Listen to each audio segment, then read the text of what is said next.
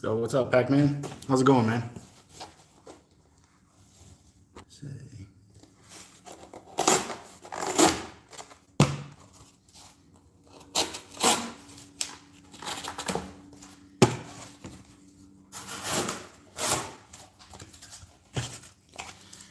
Cutting up some cardboard here. Kind of prepping stuff right now. I got all this to go through, and I got one more box to break down. Let's see.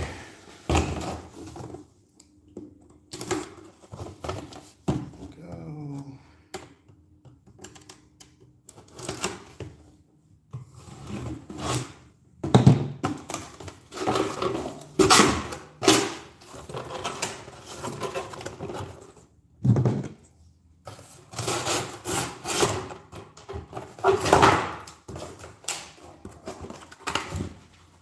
Couple people in here.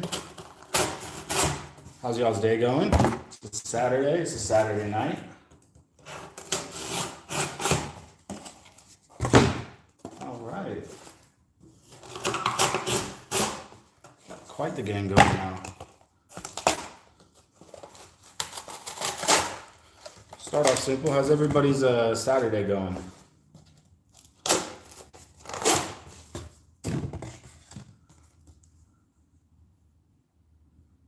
Pair 3 and Spidey 27. All right, I haven't checked out Spyderco's 527 quite yet. It's on my list. How you liking it so far? All right, Spyderco, save the good boxes for you. Yeah, man, I was in the same boat. I mean, like we kind of talked about back and forth on the comment section a while ago. I was in the same boat. I was not a massive fan of Spyderco for the longest time. I mean, that hole, I hated it for years. Told myself I was never going to own a Spyderco. Spydercos are stupid. You know, all with a Smith & Wesson pocket knife in my pocket. And then I got one. My first Spyderco was an S110V. Actually, I take it back. My first Spyderco was a Delica. And we got a couple more people in here. Finish up the story in just a second. But going through just a bunch of cardboard that I have laying around in the garage that I have just never gotten around to chopping up. So here we are. I was just gonna sit here for the next who knows how long and do this sitting here by myself, but I figured I'd, live stream this out, hang out with you guys for a little bit. But yeah, my first Spyderco was a pair of 3. Appreciate it. Manix 2 and Spy 27 first, ended up really taking it. Nice. Yeah, honestly, the Manix 2, so good. My first Spyderco was the Delica 4 in M4. And I don't know what it was about that knife that just got to me, but I was hooked ever since then. But yeah, it was the Blade HQ exclusive, had some extra Christmas or had just some extra cash lying around and figured why not use that. Get my first Spyderco, see how it is. I think it was on sale at the time too for like $70. So not a bad deal. And yeah, since then I've had 5 or 6 Spydercos in the collection. M4 is an amazing steel. It absolutely is. I don't think I ever touched the edge on that knife in the maybe year or so that I had it, and it put in just absolute work. And it leads us to this guy. I mean, I've been posting about this like crazy. It hasn't left my pocket since I got it in, and it's the Manix 2 Micarta Crew Wear. You can even see on the blade here. I'll show you the box I'm filling up right now. It's an old vacuum box And I've been using this to just chop up cardboard in. Benchmade bailout in M4. Yeah, man. M4 is such a good steel. Especially if, for me, for the longest time, I would just rust out any steel that went in my pockets. Before being in the military, I worked HVAC, and just every single knife that went in my pocket got just rusted all over the place because my pockets are sweaty. That's just how it is. I got sweaty pockets. And for tool steels, not a great combo. So, but I loved M4. I had, like I said, the Delica in M4. I had the Benchmade Freak, the full size in M4. I've had a couple blades in M4 in the collection, and just a solid steel. I just have never found a knife that I absolutely loved that I actually ended up keeping. So I love the steel, just need to find a good, solid knife to have it on. But yeah, the Manix 2, ever since getting it in about 2 weeks ago, I mean, this thing has filled up probably 3 of these boxes so far. I mean, it's a big box. Got a lot of cardboard. A lot of cardboard. This Manix 2 with the Crewwear on there. I filled up, I think, about 3 of these boxes so far. And I haven't even touched the edge here. And you can see, I mean, some of the cardboard, some of it's the cardboard, some of it's me. Especially when you get into processing cardboard, if you're not used to it, if it's crushed up and, the inner part right here is crushed up, it just doesn't work out. But, I mean, going with the grain here just slices through like crazy.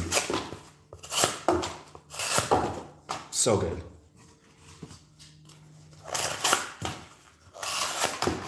So Pac-Man, like I said, your eye in the spider toe.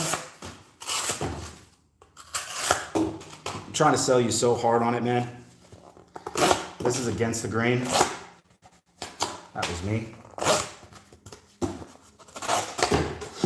It's butter. It's butter. So good. I love this knife. The Manix 2, if you saw my most recent video, if not, after hanging out here for a bit, go check it out. The Para 3 was my top spot for the longest time. And I'm talking maybe 4 years, 3.5, 4 years. The Para 3 was, for me, there was just no beating it. Lucky enough to live not too far from the facility in Golden. Not too bad, not too bad. I'd love to make it out to Golden one of these days, check out their facility. Yeah, the Para 3 was just, I noticed none of that was in the camera, so none of you guys were seeing. Do ASMR. Not a big ASMR guy. I mean, one, have no idea how to record like ASMR type videos. Nor do I really watch them, but I get the appeal. I get the appeal. But yeah, the Para 3 was my top spot for so long. And that's over every single knife that I have. I mean, at the time, I was even carrying the Para 3 that I have in the collection over, at the time, the Umnumzan that I had in the collection. On the fence. Check out the 0300 comes early, sir. Thank you. I appreciate it, man. I'll catch you on the next one, Pac-Man. Sleep good and good luck at 03, man. 03 is a tough wake-up call. Been there, done that, and it sucks every single time. But yeah, I mean, the Para 3 was that was it for me. That was my go-to knife. I could not get it out of the pocket, and still to this day, I love carrying a Para 3. But ever since getting this Manix 2 in, let me try and drag you guys down here. Ever since getting the Manix, man, I had the PM2 version of the Crewwear micarta variation and loved that knife. Problem is this is gonna sound a bit odd, being that this and the PM2 are, for all intents and purposes, basically the same size, especially with the variety of steel. Yeah, man, the Manix 2, kind of kicking myself that it took me almost 4 years, 3-4 years to pick one up. It's so good. Thank you for your service. Please be safe out there. I appreciate it, man. I really do appreciate it. I'm doing my best to stay safe. I don't really go crazy into politics here on the channel, but with everything going on right now, I appreciate it. Hey man, ever since getting the Manix 2, for me, and I know this is just a hair shorter, smaller than the PM2. For me, the Para 3 has always been just a hair small for my taste. As much as I say it's my favorite knife, as much as I carry it in the pocket all the time, it is a little, just a touch on the smaller side of what I prefer to carry. And the PM2 for me was just the opposite. It was a little too big in the hands. The ergos were good, but I preferred the Para 3 over the PM2 just because if I was going to carry something, I would prefer the smaller side. One, it fits better in the pocket, and two, using it felt a lot more comfortable to me over the PM2. So I ended up selling my Crewwear micarta PM2 and then opted in for a Para 3. Tried one out, and so I ended up selling the PM2, ended up going full-blown bougie build. I have a video on that Spyderco, on that Para 3 build about 2 years ago on the channel. Picked up an S110V Para 3, rocked it out with custom engraved Flytanium scales, Lince Northwest deep carry pocket clip that also had Topo laser engraving, went with rock scale design titanium backspacer. I think all in at the time, I spent right around $450 building that knife out. And I carried it so much. I loved the Para 3, and that one was the one that sold me officially on the Para 3. And since then, Cold Steel Frenzy, and didn't realize it was basically a pocket sword. Yeah, dude, the Cold Steel knives, I have yet to venture into that realm of the knife side. I dig Cold Steel. I actually almost pulled the trigger on, I don't remember if it was, I don't know if it's the 8010 or the 8015. Whatever one has the Scorpion lock. That was the one I was eyeing for such a long time in S35VN. And just never pulled the trigger on it. One, because the size is just crazy. I mean, every single Cold Steel knife is basically a pocket sword. There's just no getting around it. But on to the other question, are the Flytanium scales worth it? 100%. 100%. I'm not a huge fan of G10. Never have been, and I don't see that changing, really. I prefer to either have micarta, aluminum, titanium. More on the titanium side because right now my favorite handle material is micarta. That's just, I'm a sucker for a good micarta. I mean, here we go.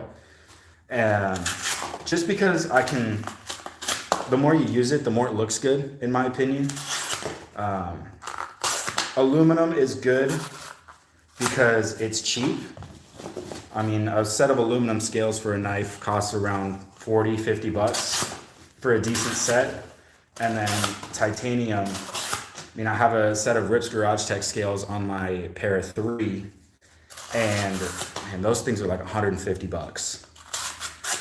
And I think titanium specifically, the titanium scales are 100% worth it. I mean, it turns the already tanky knife of the Para 3, at least for me, because I've only ever had titanium scales on the Para 3. It takes the flat G10, adds a little curve to it because they're contoured. And you can get them in like skinny scales, so it takes out the middle hump right here. Mine are skinny scales on my Para 3, and there's really no beating it. It feels really good in the hand. I'm blanking right now what do you have sharpening system do you use? I will get to that question in a second. I actually have it, you're propped up on it right now. I got two that I mainly use right now for sharpening systems. But yeah, long story short, the titanium scales, definitely worth it because they have so many options. Also, check out the action on here. I've got this tuned up so good. But back to the sharpening systems. That's all the boxes. So now we can just chat for a little bit. What I have for sharpening is this guy, the Ken, where are you guys at? There you are. The Work Sharp Knife and Tool Sharpener, Ken Onion Edition. I love this thing. And I'll give a couple of reasons why. One, with the Ken Onion, the belt sharpener, a lot of people are kind of afraid of over wearing a knife or taking off too much material, messing up a knife edge, stuff like that. With the belt sharpener from Work Sharp, it actually makes it super easy. I've only messed up one edge. Funnily enough, it was on my ProTech Malibu, at the time my most expensive knife. And how I messed it up was I was laying back the edge a little bit, went from like a 20 degree to a 17 degree. And as I was pulling the knife out of the belt, I rolled it up a little too far. And so it gave sort of just a little round to the tip. But other than that, it's super easy to use, especially with the other belts and stuff that come with it. You don't have to really take any material off. You can just hone, strop. I mean, there's attachments for everything. And so I need to get new belts for it. That's the main reason why I haven't been using that one as much. But my main sharpening system right now actually is the Work Sharp Field Sharpener. I have the Elite Edition, which comes with extra plates and stuff like that. But that's what I've been using to strap up this guy after tons and tons of boxes. I don't know if I have any paper out here that we can check the edge on this with. No, I'm not gonna find any. But after probably close to 20 boxes, ranging from the big size boxes that I have right here holding all the cardboard to small little boxes I was cutting up right here, it's probably close to about 20, 25 boxes. And with the crew wear here, normally I'd have to, maybe hone it up, strop it up. I've only run this thing over the strop 3 times, like 3 swipes back and forth to get this edge back to paper cutting sharp. Because it would snag up a little bit, but yeah, man, I love this knife. I don't even know what I was talking about before. Sharpeners. Yeah, the Work Sharp Field Sharpener, such a good tool. If you don't have one, I would recommend using it. Work Sharp is legit. I just got a Precision Adjust. I love the Precision Adjust. Honestly, hands down, one of my favorite knife sharpeners to use. Just underneath the knife and tool sharpener, the belt sharpener. I love the Precision Adjust. I really want to check out the Precision Adjust Elite the one with the multiple stones, multiple attachments on there. Really, really keen to check that out. My first sharpening system was the Precision Adjust. Such a good sharpener. And it's relatively portable. I had actually in my HVAC work truck that I used to have, I would actually just bring that in case I needed to strap up or, hone up an edge real fast. And it was amazing. When it comes to knife stuff, I'm a super cathartic kind of guy. Just sitting there sharpening a knife for me is really, really nice. Let's see, we got the Elite is next on my list, and I want to get the accessory kit first. Yeah, 100%. Just haven't had the money. I mean, I'm in the military, and I'm going to be honest, military pay kind of sucks. But yeah, I mean, the Precision Adjust is such a good sharpener, and one that I actually really want to get back in the kit here, because there's just something about, I mean, the knife and tool sharpener can put an edge on a knife so freaking fast. I've gotten mirror edges on knives in like 2 minutes. Like it's a crazy good sharpener. But it's not necessarily the most convenient thing because you have to plug it in. So you got to be near a wall outlet. And I've got 2 small kids, and the thing is, it's a power tool, and using power tools while kids are sleeping, not necessarily a good combo, not gonna lie. So while I do really, really enjoy the knife and tool sharpener, it's just way too loud most of the time, because really the only time I get to work on knives is when the kids go to sleep. And so it sucks to use because it's not the most convenient thing. If I can get a Precision Adjust back in the channel, we're cooking. But yeah, back to the field sharpener that I have in my backpack, actually. Such a good sharpener. Has 20-degree angle guides, which, I mean, most knives, if we're talking about production knives, they come with 20-degree angles anyway. And having just a small sharpener like that, just super portable, super easy to use, and has the ceramic rod. I have the Elite version, so it comes with extra plates that you can swap out and attach for different grits, and the built-in leather strap. I mean, it's just everything you need to put an edge back on your knife, clean up an edge, touch up an edge, and it's super good. Super good. I love it.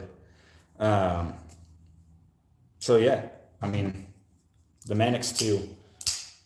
What do you guys think my next Spyderco should be? I've got my eyes on a couple, and I want you guys to kind of help me out. So let me know in the comments what my next Spyderco should be. I really want to get another Para 3, but I've got 2 in the collection already. And I was thinking about getting the Crew-Wear Micarta version of the Para 3. Problem is I like this so much, I don't know if that would get any pocket time. I've also been eyeing the Native 5 or the Sage 5. I want to see Shaman. 100%, man, 100%. I think the Shaman might be it. I've been eyeing the Native 5. I think the Native 5 might just be a little too small for my preference, and it's a lockback, and I don't really vibe with lockbacks that much, even though I've got one in the collection. It's the Endella. Between the I'm already forgetting it. The Delica, Endura, Endella, I get them all mixed up. Between the Endella and the Endura, I always think one is the other. But the only lockback I have in the collection is the K390 Endella. I'm pretty sure. It's the middle size between the Delica and the whatever the bigger one is. So I don't think it's going to be the Native 5. I've been eyeing the Sage 5 though, and still has the compression lock. Has a really useful blade shape. I don't know what the stock thickness is on the Mule series or the Mule series. The DIY and different steels are interesting, but they're fixed blades. 100%. I haven't actually checked out Spyderco's fixed blades, so that might be a solid option. I might have to check that out. It is Spyderco, right? I think if you're saying it's a DIY and steels, sounds like Spyderco. So I'll definitely have to check that out. But honestly, yeah, man, I think the Shaman might be next on the list. And you said you had a Spy 27. I think I might pick up a Shaman in Spy 27. Um, and I'll tell you guys a funny story if you haven't seen the video on this guy. Where I actually ended up picking up this one. So just the blade cut out and you put the handle scale on yourself. Oh, that's actually sick. Little DIY project, putting a knife together. That's actually sick. You might have just sold me on that one. But I'll tell you guys a funny story on this Manix 2 because it didn't come from where you might think it came from. If you haven't seen any previous videos, this guy, I was actually, using some Christmas money that I got between, different families and stuff like that. And one of the funding variations actually was an Amazon gift card. And I know what you're thinking.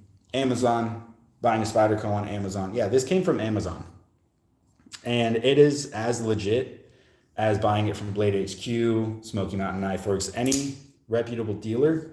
This thing is just as legit. I've legit checked it. I've gone over everything. Mikey, what's up, dude? It's been a while. It has been a minute. What's happening, my guy? But yeah, this is an Amazon Spyderco. Yellow Spy 27 is my next up. Only like Spy 27 for 60, 70 bucks. That's Lorenzo. You might be cooking here, buddy. You might be cooking. And you might have just convinced me to go out and buy a mule in Spy 27. We'll see. But yeah, this is the Amazon Spyderco. And this was $170 on Amazon. And like I said, I've legit checked it. I've done everything. Did some Reddit threads before I made the purchase just to be on the safer side. And yeah, Amazon does sell legit Spydercos. And this is one of them. The seller was Robco Knives, LLC. Looked up a Reddit thread on him. I mean, this knife alone coming from him had over 3,000 reviews. 99% of them were 5-star or 4.5 or somewhere in that top star range. And yeah, man, if you're looking for a knife, if you're looking for a Spyderco, go check out Amazon because they have some solid options. And yeah, I've seen a couple Shamans on there. I mean, they have the typical S30V. They got the Magna Cut. I think they might have a Spy 27. I know the Manix 2 specifically was one of the ones that had the most options available. Full Tang Blade Inspector. Hey, man. This was actually a gift from my wife a couple years ago. I'll keep the back here. She was working in a nursing home. Not a nursing home. She was working at what do you call it? A healthcare clinic. And one of her patients was prior FBI. Came in and heard that I was going into the military. So he actually came back the next day, dropped off the shirt. He was like, hey, give this to your husband. I was like, sick, dude. Sick. And it's honestly one of my favorite shirts. Not in the FBI, not even close. But sick shirt. And I like wearing it. But yeah, the Manix 2 on Amazon had the most option. That dude is a real one. He is 100% a real one. Never got his name, never got anything, but I got a shirt from him. So that's cool. Hey, Mikey, I appreciate it, man. I definitely appreciate it. Yeah, the Manix 2, between the Para 3, the Para 3 only had the Crewwear micarta version on Amazon. There were a couple PM2s, a couple Shamans that were just out of my budget. And yeah, the Manix 2 ended up being the one. I was torn between a couple of different options between, there was an S110V, but I've already had an S110V in the channel with the Para 3. And I liked it, but I didn't like it as much as I liked using the Crewwear on my old PM2. So this was the option here. And yeah, man, if you're looking for a Spyderco, if you're looking for a new knife, check out Amazon. I know it's Amazon, giving Daddy Bezos some more money. PM2 lefty was my first lefty blade. Hey, man, the PM2. It's either the PM2 or the Para 3, I feel like, are most people's first Spydercos. Such a good option.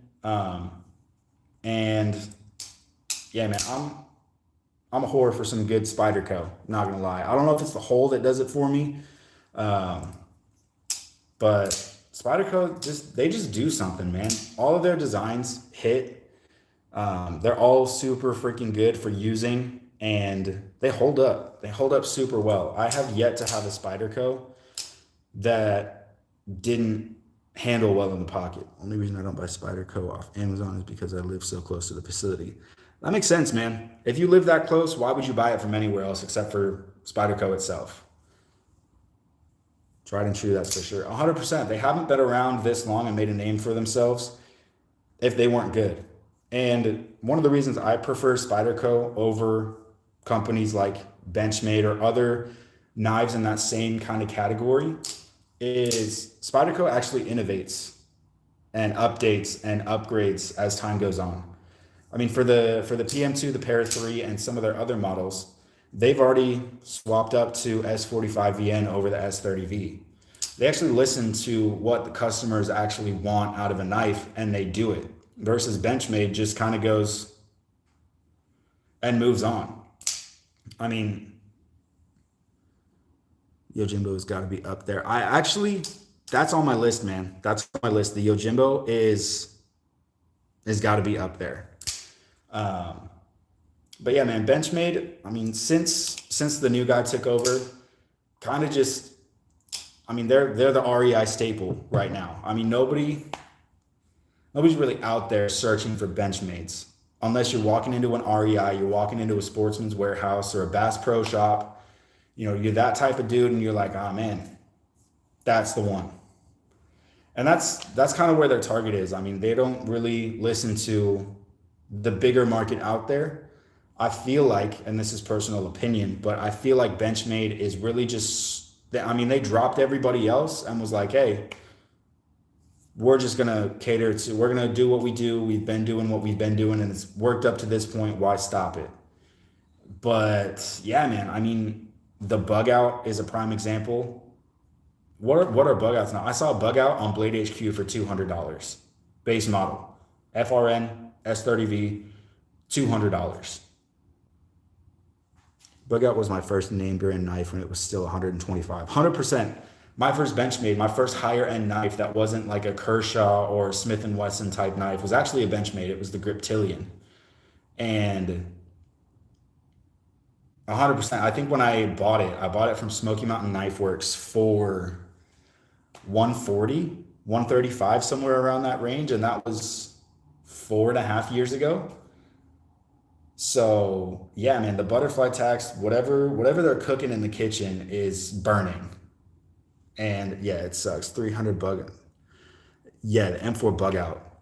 Dude, any exclusive that they run, whether it's Smoky Mountain Knife Works, whether it's REC, whether it's Blade HQ, I mean, you're already paying $200 for a Bug Out the gate. And then you add on M4, you add on M390. I mean, the M390 Bug Out right now is $400 with the, I don't even know if it's titanium. It might just be aluminum, but the like red and silver metal and Richlight combo with M390 on the blade. Bailout. Okay, bailout. It makes sense for a bailout. I mean, for a bailout, you're already getting aluminum scales. You're already getting, in my opinion, yeah, Mikey, I'm in the same boat. Bailout makes more sense. I was gonna say M4 Bug Out for $300. That's nuts. Because my standpoint is, you get a Bug Out, immediately you're gonna want to upgrade the scales. Which, if you're paying $200 for a Bug Out, minimum, I mean, even if you're going like Micarta, you're already spending another $40-$50. If you go with Flightanium, I know their Micarta scales run about $40-$50. Or if you make the jump to titanium, that's another $60-$70. If you go with Flightanium or a more US company like Rips Garage Tech, they're pushing over $100. So you're already in for S30V, you're already paying well over $300. Blue and aluminum FDE blade. That is a solid combo. That's a solid combo. That might be my favorite Benchmade combo for colors, is the blue with the FDE. I'm a sucker for like blue and gold blue and FDE. It might just be FDE, honestly, because, I mean, this is green, but, I mean, the Ranger green, just a sucker for all of that. But, yeah, I mean, with the Benchmade, to make it, honestly, because I have a Benchmade, I actually got it in a trade for some other Spyderco's. And for some reason it stuck around. I mean, I don't know if it's that I didn't necessarily pay for it that makes me like it more, because I don't think I would like it if I actually paid for it. But the fact that I got it in a trade kind of makes it a little more palatable, because I've dogged on the bug out for so long. When it comes down to it, the bug out is honestly a really fantastic knife. The price is what kills it for me. Because honestly, to make it pocketable, you got to spend like $300 total, $350 total. That's why I like the Spy 27 series, because they all have cobalt blue G10 handles specific to their, 100%. And that's what I like about Spyderco is all of their G10 colors kind of line up with their steels. You have the blue purple G10 for S110V. For their lightweight, you have like the teal kind of FRN for the S90V.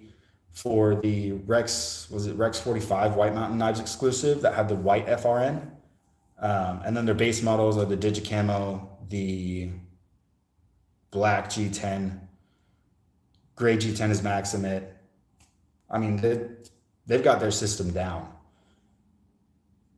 And then there's Benchmade, who's like, you could spend the $200 for the S30V, or you could spend $400 and get M390. And there's like no option in between. It's one or the other. There's no like middle ground. There's no lower ground. At least with the Spyderco's, they have their lightweight series, which basically is what Benchmade is doing with their base models, but at a significantly less cost. You can never get behind the FRN handles. Dude, I'm with you, man. Every single knife I've gotten in FRN, the scales immediately come off and I swap them with new knives. My Para 3 lightweight, same deal. And I didn't hate those FRN scales because they felt decent. They felt rigid enough. And on top of that, like I didn't feel like I could bend the knife in half, like with a bug out. The Griptilian I lived with long enough because I didn't know any better at the time. I mean, I had just made the jump from Kershaw to Benchmade. And for me, that was like, oh man, this is sick. And I didn't know any better. I didn't know titanium scales were out there, metal scales, stuff like that. I mean, I was pretty fresh into knives at the time. But yeah, dude, FRN honestly kind of sucks if it's not done right.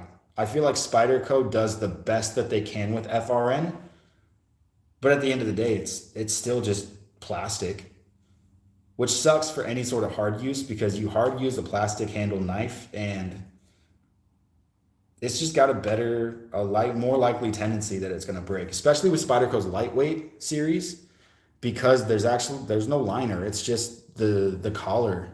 While Spyderco was doing like pins or something similar on their lightweight. Yeah, I mean, with the older lightweight series, 100%, you couldn't take that thing apart at all. And they've done a lot better. I mean, I still think taking apart an FRN knife sucks because they use the Chicago screws and the barrel spacers. Not a big fan of that, which is honestly why I like the Manix too, because the only screws are right up here, and you have the housing for the ball cage lock and the pivot, and that's it. And the pivot is a D-shaped. There's no free spinning pivot in there, so super solid. And I mean, you really just can't beat Spyderco. This, honestly, I'm taking the ball cage lock over the Axis lock any day of the week. That's another thing with Benchmade is you use the knife, you break the warranty, or you break the knife, you go to send it in for warranty, and then on top of that, they're just going to be like, oh man, sorry, you weren't using the knife right. And that's everybody. Dude, honestly, it took a little bit. It took maybe about a week and a half of tuning. But now this thing, it's so good. The action on this is better than any Benchmade that I've ever had. And it's so good. A lot of it, I think the sound, I mean, I talked about this in the video I just posted a couple days ago.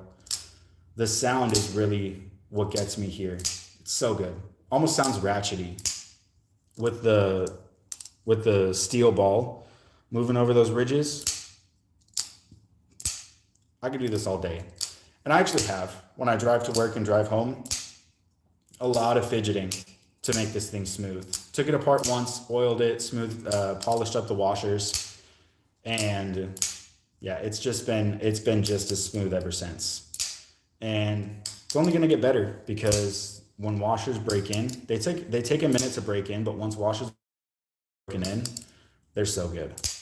So yeah, definitely I'm gonna need to spend some time cleaning this up because with all the cardboard we've done, like I said, this knife has taken over three of these boxes full of little tiny pieces of cardboard. I've filled up my recycling bin twice now, fully using this knife, cutting down boxes into tiny little pieces, because that's what we do when we have knives, is we use them to cut cardboard. Definitely solid as hell. 100%, dude. I mean, this thing, I've seen torture tests and lock strength tests comparing the ball cage lock, I think is what it's called. I'm not too knowledgeable on this. I will be once I get more into everything, but the ball cage lock versus the axis lock on a strength test. And I mean, the axis lock did decently well, but yeah, the video I saw, this just blew it out of the freaking water when it comes to strength and everything like that. Plus, if you end up losing or breaking the coil spring in here, I think the only other lock I've seen that's better is the Triad lock from Cold Steel. Honestly, yeah. I mean, this works decently, not exactly similar and not even kind of a little bit similar, but it's on the right track to working similar to an axis lock or a Triad lock, because you have the housing that acts as the back spacer. And the way that this is put together, I mean, there's so much dust in here from cardboard, but the way it's put together is once this steel ball is in place, the only way it's disengaging is to get over the strength of the coil spring to push that ball down. But even then, the way it's housed is it's not like a liner lock where it sits like just past where the tang of the blade is on a slant. There's actually a ridge cut out. So you have the blade here. I don't even know how I'm going to explain this. So you have the blade cut out here, and there's actually a rounded actual slot for that ball to push into. So in order to break the lock, you have to put enough force on here that's going to, one, push the ball down past, because it's sitting up past where the cutout is. It's in its own little rounded little slot there. It takes so much work to break this lock that this might as well be as close as you can get. It's in third place for about as close as you can get to being an actual fixed blade. With how sturdy the spring is, with how the actual lock mechanism works. I mean, you have Cold Steel's Triad lock, which is basically, I mean, let's just say it, it's basically a freaking fixed blade at that point. And then you have the ball cage lock, which is sitting like right here. I mean, it's damn close to getting to Triad lock status. I actually need to go look up a video now after we wrap up here to see if anybody has videos comparing the ball cage lock to the Triad lock, because they are relatively similar. I do agree. But I mean, the cardboard's done. The cardboard has been done for a minute. Let me know if you want to see more of these live streams. I need to dial in my live stream setup right now, because I'm just using my phone right now. Let me know if this has worked. Let me know if you want to see more live streams, more cutting cardboard and chatting, because I mean, we live in a house with kids and Amazon is the most convenient way to get stuff. So there's a lot of boxes coming in a lot. So I'm going to have cardboard to cut. So let me know if you want more of these cardboard and cutting, chatting, live streams. And yeah, thanks for hanging out, and catch you guys on the next one. Peace.